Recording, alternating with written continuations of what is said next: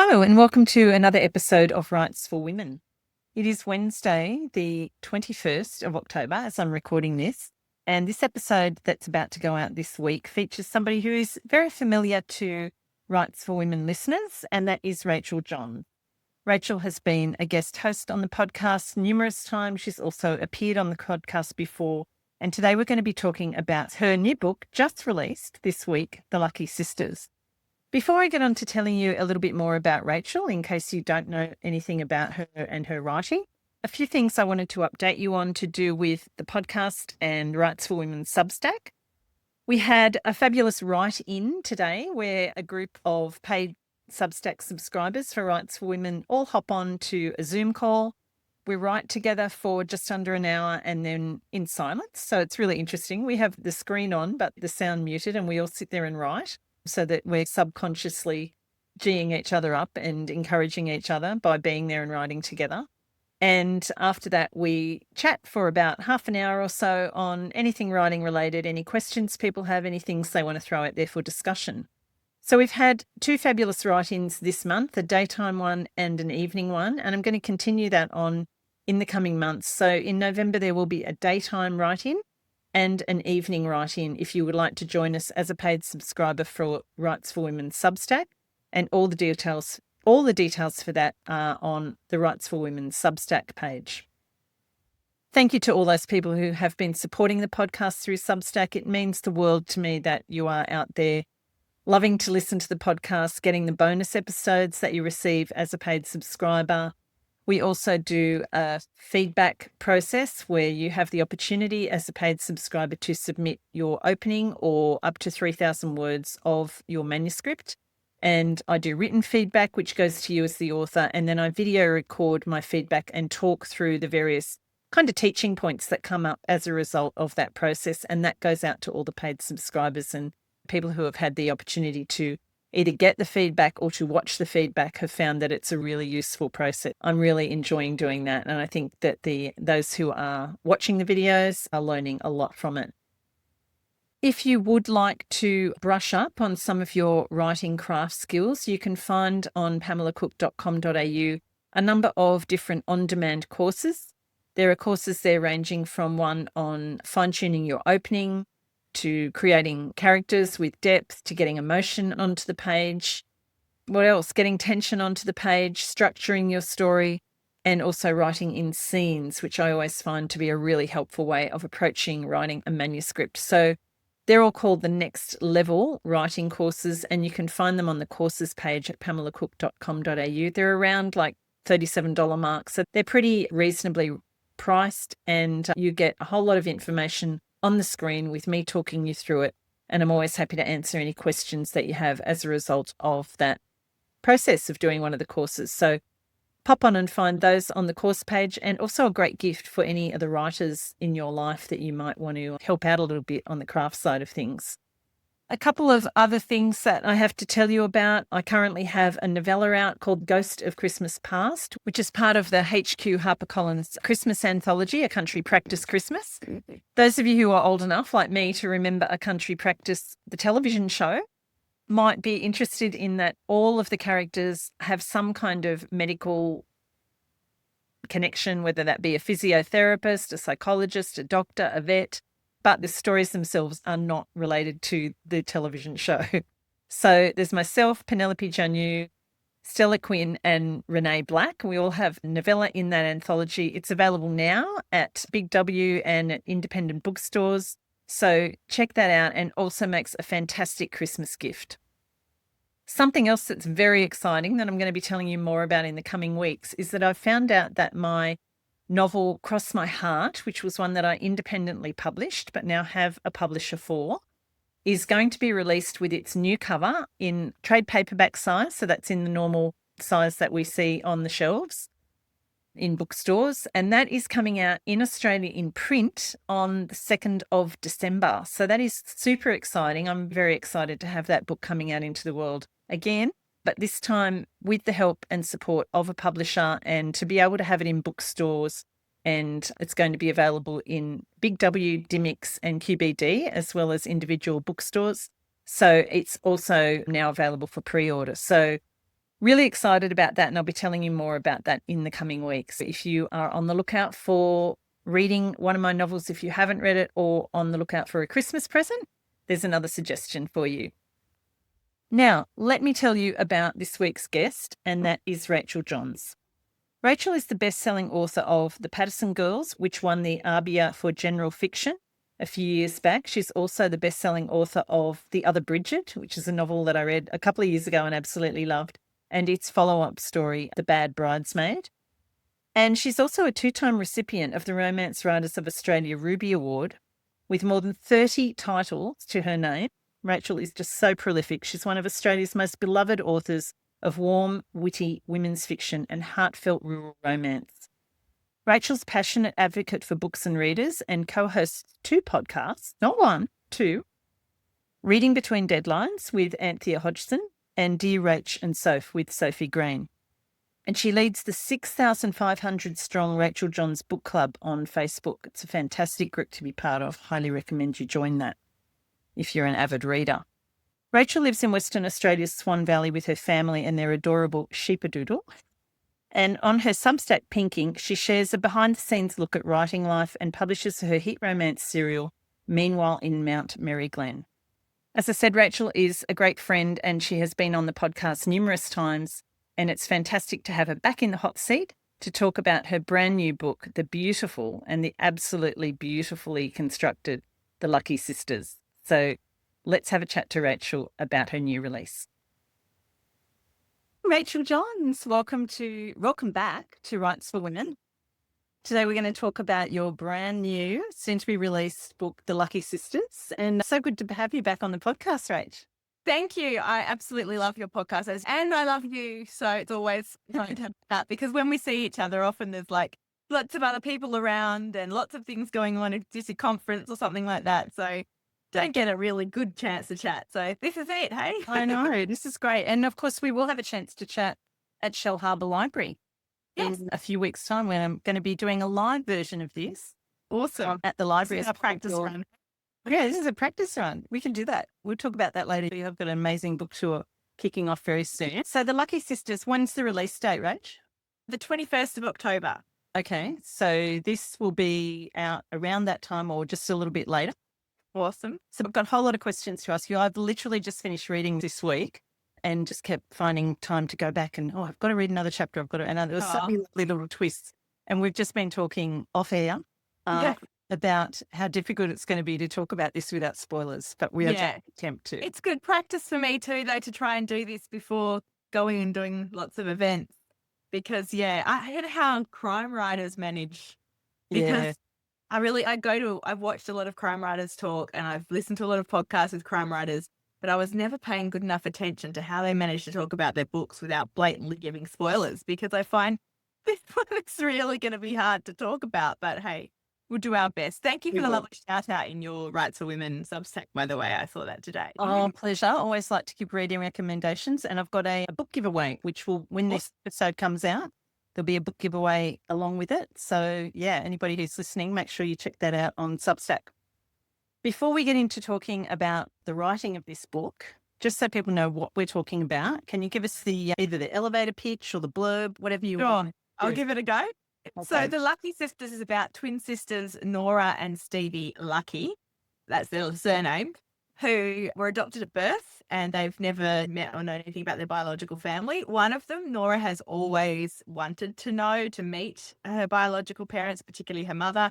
And Stevie has adamantly not. She felt it was not fair to their adopted parents, but also she's always had this sort of gut feeling that it's not a good idea to go there.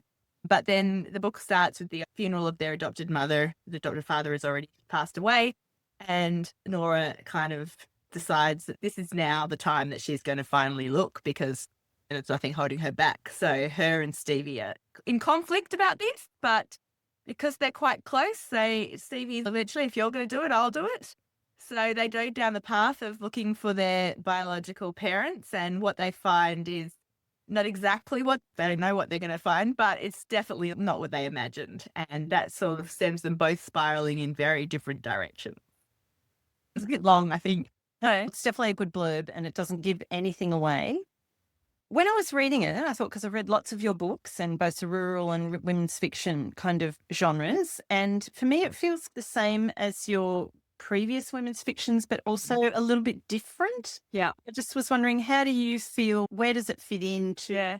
So hard, isn't it? I was having a chat not that long ago actually with my publisher and another person at the publishing company. And she was like, Rachel's written rural romance and rom-com and general women's fiction and now a little bit of cozy crime. It's very hard. We don't really know where to position her. We don't know.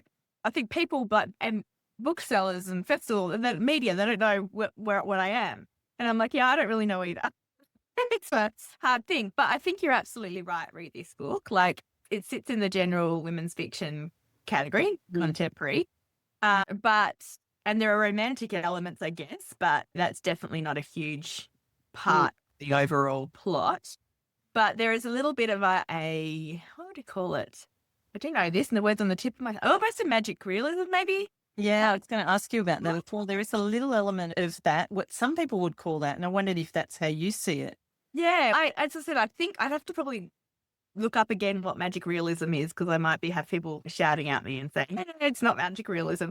But there are some things in this book where when I was writing, I thought, ooh, is my publisher going to say, no, this is too much something else? This isn't what they thought they were getting. Was a general contemporary women's fiction, as you said, in the vein of my earlier ones, the Patterson Girls, the Work Wives, all that.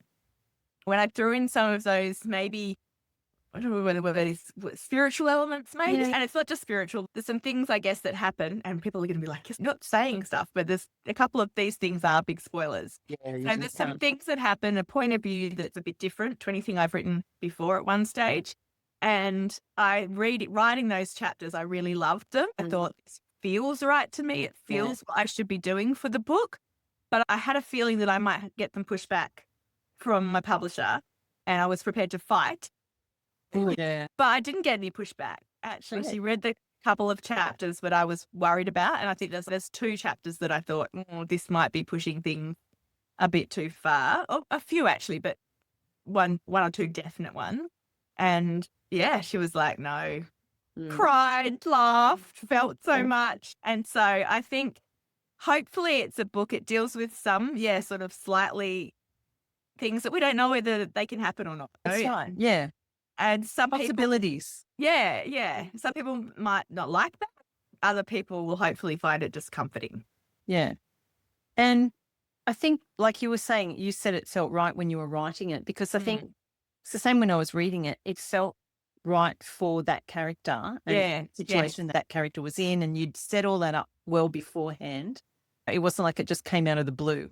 No. And you know what's funny? Because so I remember I was going to Joe, you as a writer will understand that, and both of us are not really huge plotters necessarily. You think you have an idea maybe where something is going.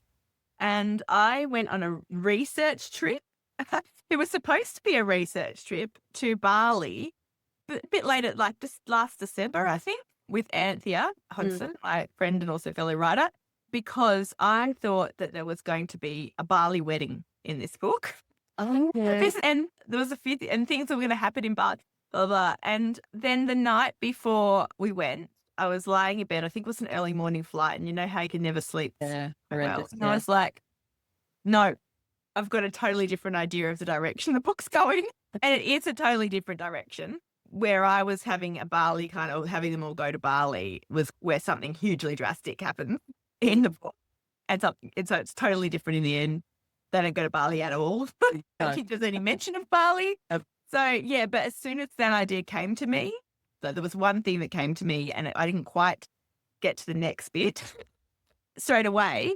But that was, it's when you think about something in your book and you suddenly go, no, that's, you have that sort of buzz and you think, fuck, yes, that's perfect. Yeah. And then it kept growing from there.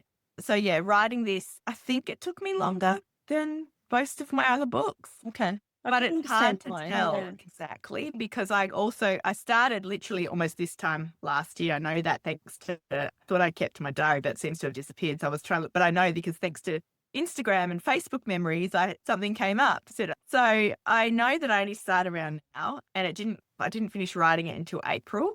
And that's 6 or 7 months, which I think is the longest I've taken to actually get a first draft finished since I've started publishing, probably. Yeah. But I did have the release of Outback Reunion at the end of last year, and then The Bad Bridesmaid at the beginning of this year. I had to stop to promote those. Sounds like I didn't have to stop, but I just find that I can't write while I'm on tour. But then each time away from the book was bad in one way, because it means I have to then get back into it and work out when I was, but it also, I think, it was good thinking time, the subconscious kind of working. And so I basically, the structural edits were very light for this book, because I think I structurally edited myself as I was going along. And I feel like I'm doing that more and more as a writer. That's great. Yeah. Very time saving. I don't know, because it took longer. But the copy edits are not too bad. The structure edits weren't too bad, but it did take longer in the first. I think that's a thing I've heard someone say before, and I've probably heard it on your podcast. No matter what you process, everyone in the end kind of takes probably the same amount of time almost. So some people do multiple drafts, other people go minutely through each bit and polish that to the end. But in the end, all works out emotionally. Yeah. I know we've talked multiple times about our writing processes. Yeah. Or lack of. Are you still with the kind of process where you revise everything you've written up to that point before you write the next scene? Because I've been doing that since we spoke about it quite a while now. I've done that particularly with the novellas that I've been writing the last couple of years, which are easy to rewrite because they're pretty quick. They're not, so you're not reading 100,000 words each time. Yeah, that's right.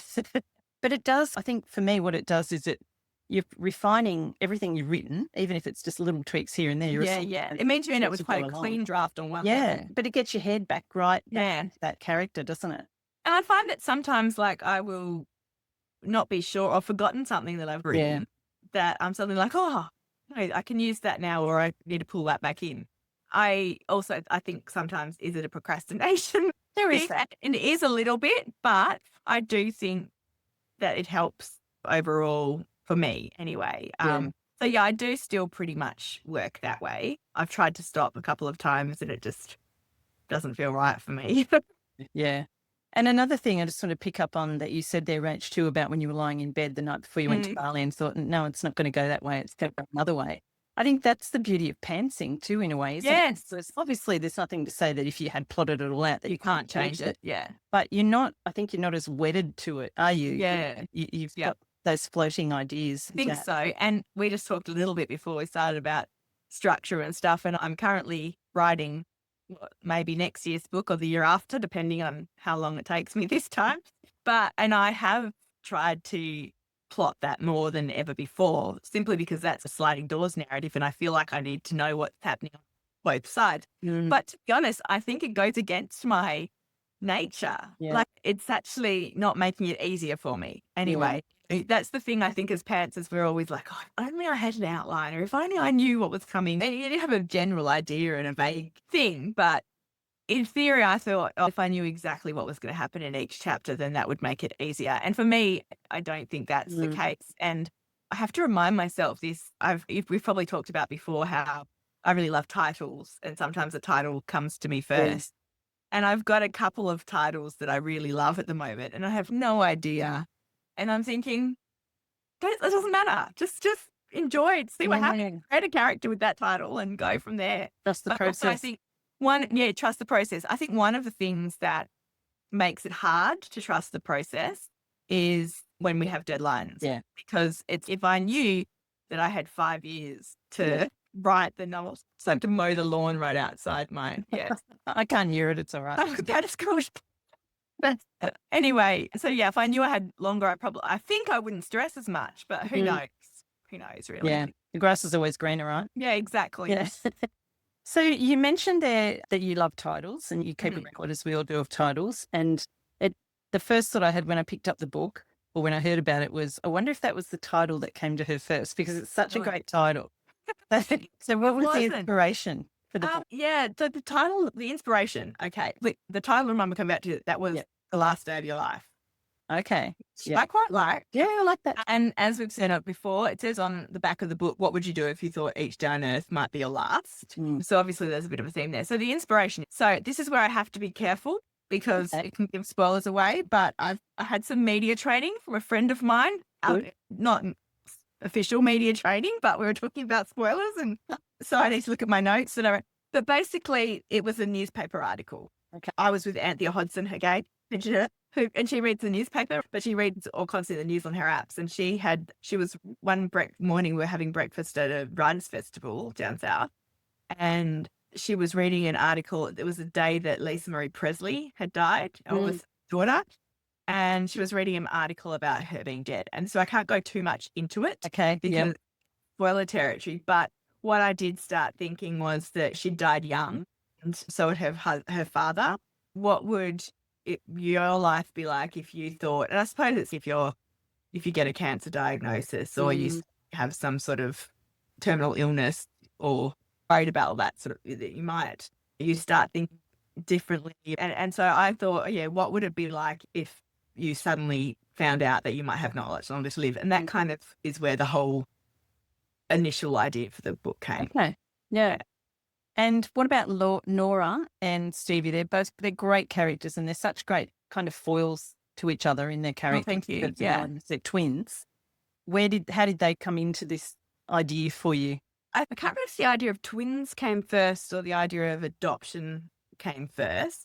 Maybe I was looking up sisters. Yeah, so sometimes what I do is I have a Pinterest board for each book. I usually only look at it like in the very early stages. One of the theories is because I never can remember if I've given someone brown hair or blue eyes. Yeah, I do that too.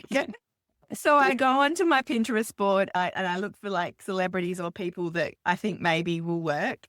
And I put that on there. But I also love searching for quotes, like quotes that are maybe to do with the theme. Not that I think about theme necessarily beforehand. Sometimes I'm thinking, say, when I wrote The Patterson Girls, I knew there was a family curse. So I might like put family curse into Pinterest and see what comes up. Quotes about holidays or quotes about luck or whatever. Yeah. And I wrote quotes about sisters into Pinterest.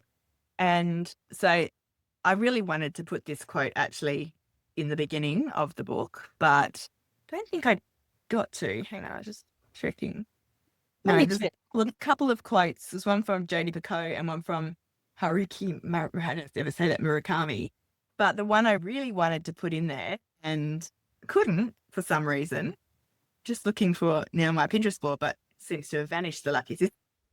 Anyway, the quote was something, basically, it was very simple. It was, when there are two sisters, one is always the dancer and one is always the watcher. And I don't know what happens. You've got 4 daughters, haven't you? I've got 3. Oh, 3. I was going to say, so I don't know what happens when there's like more, but I have talked to a few people that have either 2 daughters or they've got a sister and they're a woman as well. Yeah. And they're like, yeah, it's true. And even my co-writer Mercedes, who has twin girls who are only just one, she said, yeah, she can already see the watcher and the dancer thing. And so, yeah, I just thought that's really interesting in terms of character. Like one twin will be the watcher kind of thing. She's that person. So that phrase or that quote helped me form both the characters. From there, I thought the watcher is someone who's very sensible kind of thing and might be organized and the one who looks after things if need be. And the dancer will be just living her best life, having fun, worrying. And so that quote was really hugely important for me to form their characters. But also I knew from quite early on in my thinking about the book that I wanted what they discovered to switch their personality. So that quote really was, one of them is the watcher for the first sort of half of the book and one is the dancer. And then what they discover makes them become the other person almost in a way, which kind of hopefully makes them each appreciate each other more, but also frustrated with each other more. Yeah. It's great for conflict and it's great for that whole character development and everything. Yeah. We love that as writers. Exactly. I thoroughly recommend looking up quotes about things. Yeah, I love like that. One quote gave you that. Yeah. Even other things like the book that I'm writing now is about fortune. It's called Someone Else's Fortune. It's about fortune teller, but it's also about money in one. And I looked up quotes about fortune tellers, quotes about money. I've got now on my thing, the poorest man is he whose only wealth is money. They say money doesn't bring happiness, but everyone still wants to prove it for themselves. So I just find these things, like another one, wealth is a slave of a wise man, the master of a fool, helps you narrow down what your book maybe is about. I love that. Yeah, I haven't thought to do that. I like that idea. And how did you come upon the name the Lucky Sisters? Because it just works so perfectly for the Yeah. story. I think that it was like the first line came to me. Yes. So the first line, I don't know, I must have decided they were going to be called the Luckies. As I said, it wasn't the title of the book at all. The first line is Nora and Stevie were lucky by name and lucky by nature. At least that's what they've been told throughout their 49 years, and talks about what they've been. And so I just thought, because they're adopted, if life had turned out differently, they wouldn't have had that name because that's their adopted name. That kind of like, are they lucky or are they not? I think the name just came to me. And then when I told my publisher that that's what it was called, like they were named, she was like, it has to be called the Lucky Sisters. Right. Yeah. Yeah. It does And I was still quite in love with The Last Day of Your Life. I think both titles possibly work, but they give you a different vibe. So Yeah. I don't know if one is more pick-up-upable or not. I don't know. Maybe some people don't want to necessarily think about The Last Day of Your Life. But yeah. Oh, yeah. We can't go there because it's a In an alternative reality, it's called That's that. right. I've got a few things here, like issues and themes and things that are dealt with in the book, and we might tiptoe around the spoiler if we can, obviously. But the first of them is about the twin thing. So I've always had a kind of, not a huge fascination, but that interest in twins, and Same. got a friend who is a twin. Yeah. Known them for many years, and all the stories about they went to each other's job interviews and things. Yeah. And another aspect, and this is something that you do cover in the book that I don't think is a spoiler, is when they have a feeling that something's happening to the other person, this kind of twin intuition. Yeah. That must have been a really fun thing to include in research. It was. I just looked at my bookshelf because I don't know about you, but I always buy books to do with the stuff in my, and then half the time I don't read them, like craft books. But I got this book, The Life of Twins, which is just, I did read it, there's bits of it, but this is twins from around the world just sharing some of the popular myths or things that they're asked so that was really interesting to read. And the research that I did on twins was that there is no thing that, no twin intuition or whatever, but that's a scientific research apparently. But then when you read people's experiences, here was another one: genes, environment, and the mystery of identity with twins, which is really interesting. I dipped in and out of that one. But yeah, it is fascinating like that. It's, again, I suppose there's a little bit of the magical realism aspect there, because one can actually prove that is something that happens or doesn't happen. Yeah. And I love the idea of it, that it does. It's a bit like, I love the idea that ghosts are real. There's certain things I hope are true. I think that the twin thing, just being able to know when something good or bad is happening, or just have a feeling and then realize later, I just think that's a fascinating thing and great for plot. Fabulous for plot. I'm with it. We love anything that's good for plot. Absolutely. And another thing that's in there, which is great for plot as well, because there's so much kind of conflict possibility for it, is the idea of adoption. And I know obviously this is a really serious and sensitive topic for people. Yeah. I'm absolutely engrossed in that show, Long Lost Family. Have you seen it? Yes, I love all that sort of stuff too. So I love those stories that you get on there, and that you touched on this too in your book, about people who were just in a situation that they had no other choice other than to do what they did. And just all that. We Heartbreak. love to read about other people's heartbreak. We don't necessarily like to go through right. it.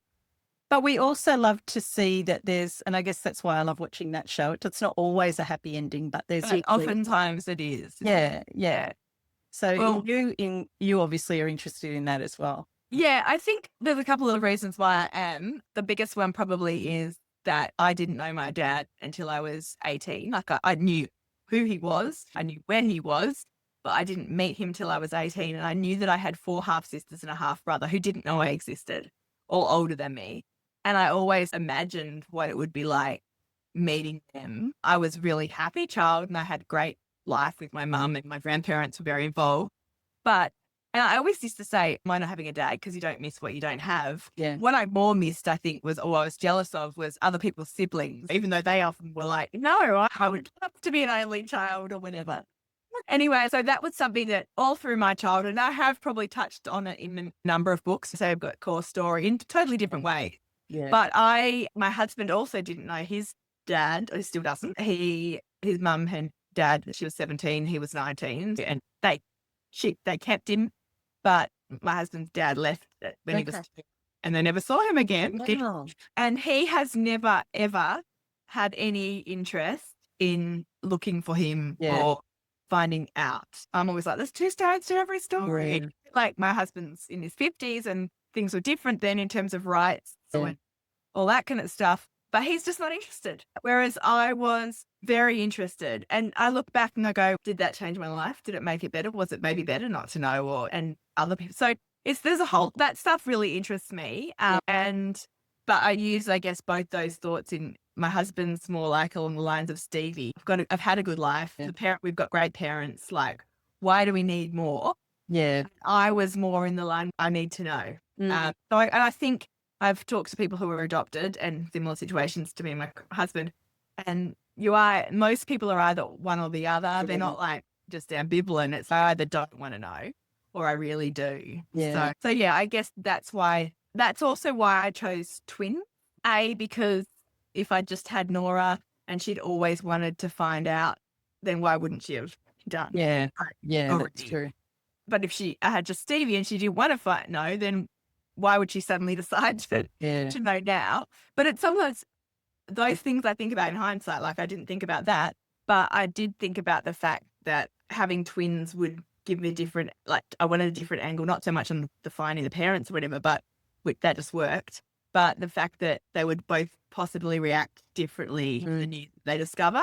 And obviously, if there's 5 people who discover something like that, they would all act very differently. Yeah. But I didn't want to have a huge, massive family. I also needed them to be twins so that they were at the same age when they discover this stuff. So if I had more point of views, I would have needed to do triplet, whatever, or something. I don't know. And I do love Leanne Moriarty's book, 3 Wishes About Triplets, but I thought, I'll just go with twins. That seems easier. No, I think the twins works really well. And another thing I think that comes up in here, and it's definitely an issue that you're looking at, is mothers and daughters. And Stevie's got her lovely daughter, Cherry, who she had when she was young. Again, so similar situation to what you were describing, perhaps with your mum. And Nora doesn't have children. So it's that kind of difference between the twins as well, isn't there? Yeah. And I wanted that sort of to be, we so often read about people wanting children or not wanting them, but with Stevie, she just assumes certain things about her sister, and she probably would have terminated the pregnancy because she didn't think she was in a position to, whereas Nora desperately wants to have children, so she feels a bit hard done by that Stevie feels so flippantly about it. She loves her daughter now. So yeah, there was lots of emotion there to play with in the mothers and daughters thing. I don't have any daughters, sadly. I think often in books, I love writing Cherry, and she's a little bit older than some of my friends' daughters but I see the relationships that some of them have. Some of them are lovely, some of them not so lovely. So I imagine it would be nice to have a daughter sometimes like that, who you can chat about things with and go shopping with or whatever. Yeah. But then I also love that Cherry, to me, is because Nora has been around a lot of the time. Cherry's in some ways more like Nora than her own mother. And this is what Stevie loved about her, because she reminded her of her sister. So yeah, all relationships are fascinating. I think this is why you and I write women's fiction, right? Because you get to explore all these things. Absolutely. Yeah. There is another big issue that we're going to get to and hopefully not be led down the spoiler track. But before I do that, you mentioned earlier that there has got a romantic element. And of course, Nora is married to Santi, who is a gorgeous chef. And Stevie is in a lovely relationship, has its ups and downs, as both relationships do, of course, because we don't want smooth sailing. No, that'd be a boring book. Hey? Yeah, that's right. With Felix, who is the father of 2 young boys. Yep. Did those kind of characters come fairly easily to you? Or how? No, they did. Actually, I'm struggling with this at the moment, my current work, because I think I really like writing good men. And it's okay in certain books, right? Because when you're writing a romance novel, if you're having a dual POV, obviously you want to write a good, because a romance novel in essence. Yeah. But you also need that character to have their own flaws and their own conflict and stuff. Whereas if it's only one point of view, like when I wrote Bridget and Fred, The Bad Bridesmaid, the heroes could be, or the male love interests could be quite together not have huge, massive issues. And it was so fun. I love writing that. The book I'm writing now, though, I've got two love interests actually again, and I'm like too in love with one. I think so. And so I need to add some flaws. But with these two guys, the story wasn't about them. They are secondary support characters. So I didn't need them to have all this trauma or anything. So yeah, they were quite easy to write. Like just guys that you wouldn't mind knowing in life and that. And it was hard because actually, this is a bit of a spoiler, but not a major spoiler in terms of Santi and Nora. They go through some hardships in the book. And I was like, not a romance. Do I let this resolve itself in a good way or a bad way? But I had to let it resolve in a good way. Also, I think because it was about Nora's coming to terms with things in her life and working out what's important to her and then being in a good position toward the end. The other thing, of course, which, we might not be able to talk too much about, but, as you said, it does say on the very back of the book, what would you do if you thought each day on Earth might just be your last? So obviously there's a lot of life and death issues in the story. Is this something that you've always thought you'd want to write about, and this book was the perfect vehicle for it, or did it come up as a result of the characters you were dealing with? Yes, actually, I do think I've always wanted to write about it for quite a few years. This book actually took a back seat to Outback Reunion and then The Bad Bridesmaid. I was supposed to write it as my last book for Harlequin. But then they were like, do you want to write a real romance? Because that's where you came in. And I was like, yes, I'll do that. And then it was supposed to be the book that Penguin bought after Bridget, but then I decided to write a follow-up to that. So this book has been floating around in my head for a few years.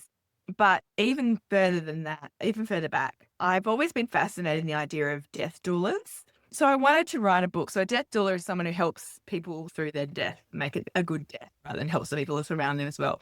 And I read an article about that years and years ago and thought, that's a really fascinating job for a character in a novel. And I was thinking, you don't want it to be a depressing book. I was thinking we'd have a death doula and then 3 people who were dying, different ages and different stuff. And I really wanted it to be a happy book, though. So I was always planning on thinking my happy book about death. I wanted to write a happy book about death. And then I think it's, there's something of Clover. A book came out a few years ago now. Not long after it was just after I got my contract with Penguin, I think, because one of the ideas that I had pitched, I had a whole host of ideas, and one of them was my happy book about death, about a death doula kind of thing. And my publisher liked the idea, but she thought, we're just actually about to put out a book and it was something Regrets of Clover, or I don't know. I read it because I was like, I don't want to, if I do it right, I'll make sure. And it's completely different to what I was, but probably it would be too close. Anyway, so I just put that idea on the back burner. But then as I was writing this book, I started to think, this is my happy book about death. Because I hope it is. I hope that there's joyful moments in it and that it does leave you feeling happy, even though there's quite some sad elements in it. Yeah, I think I have always wanted to write it. And I think I've just been watching, because the book I'm writing with Mercedes, Insta Detectives, one of the characters works in a funeral parlour. So I just started watching The Last Goodbye with Ray Martin, which is a documentary series about how all the different people in Australia, different cultures and religions and backgrounds deal with death. Yeah.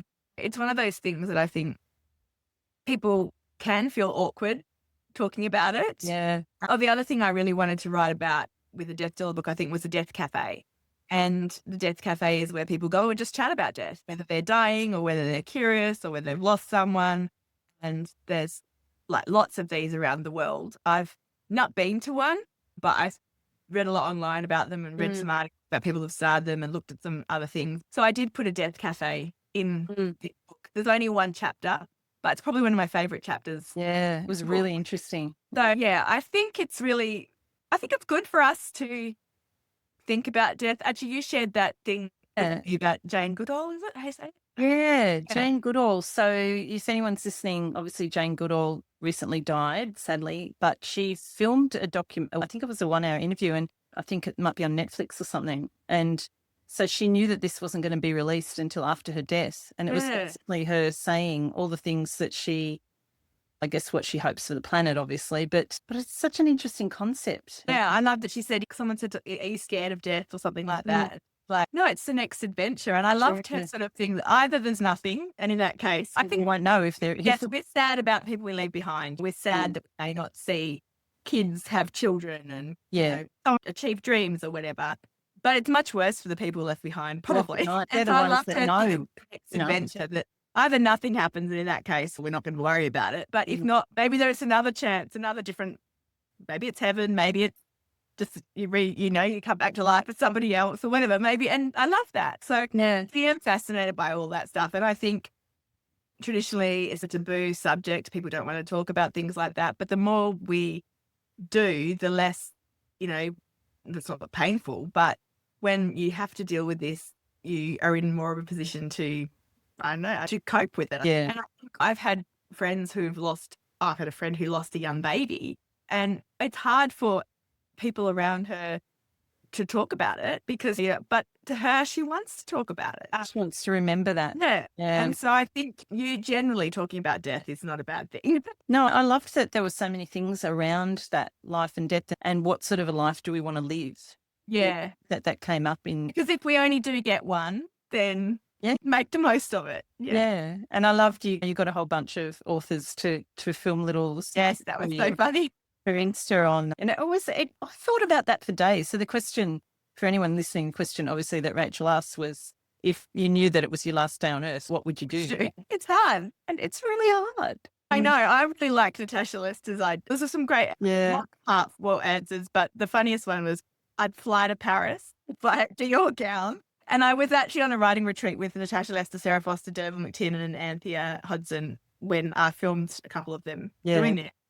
And the rest of them were in the room and they're all going, you're going to waste 18 hours flying to Paris? There is that.